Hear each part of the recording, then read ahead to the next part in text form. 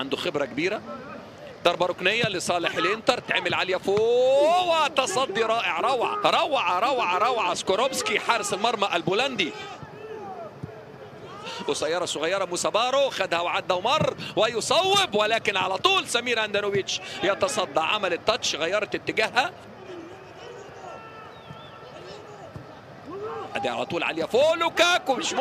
مش ممكن عملها وكلمته قالها. عملها بالفعل. رامبو محدش يجي جنبه. رامبو العصر الحديث للانتر، يستعيد ذكريات رامبو فييري ويسجل اول اهداف اللقاء. فرصة سانشيز. مش ممكن 2 على 1. الثاني ولا ايه اوفسايد ولا ايه؟ لوكاكو عدى ومر وفات، ولكن حارس المرمى رائع. حارس المرمى سكوروبسكي يتصدى للدبابة البشرية. ركزوا مع الشخصية، واوعى اي مدرب يهين اي لعيب صغير عنده حتى لو غلط. اوعى تهين اللعيب بتاعك الصغير. اوعى كبر بيه. يا ولد يا ولد يا ولد يا ولد يا ولد. الله الله الله الله الله الله الله. حكيم روحاني حضرتك. عملها اشرف حكيمي بكل حكمة وبكل هدوء وبكل ثقة. اقدامه تعزف وتغني.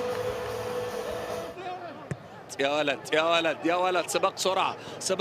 الله الله الله الله الله الله الله عليك. ثلاثية ولا ايه؟ والحارس عظمة. هي دي الحرفية ودي الخبرات اللي اللعيبة بتكتسبها. على طول لمسة واحدة، فرصة، هدف أول.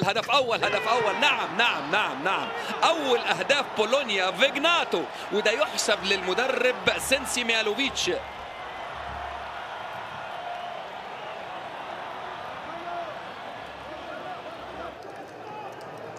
تاني على طول أشرف حكيمي. سرعته، انطلاقته، قوته. فين بريزيتش؟ يا ولد. لا. لحن مغربي عظيم في سادس تصويبة على المرمى له في الدوري، يسجل ثالث أهدافه. أي أرقام يا ولد. شوف حكيمي عمل ايه. ادي لوتارو. الله عليك. هعدي، هيفوت، هيباصي ولا هيشوط.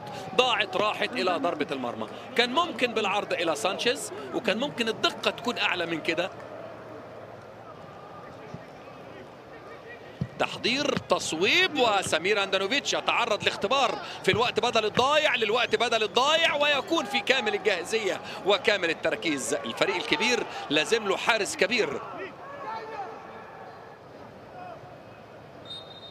بالتالي بيطلق صافرته بالفعل باولو فاليري.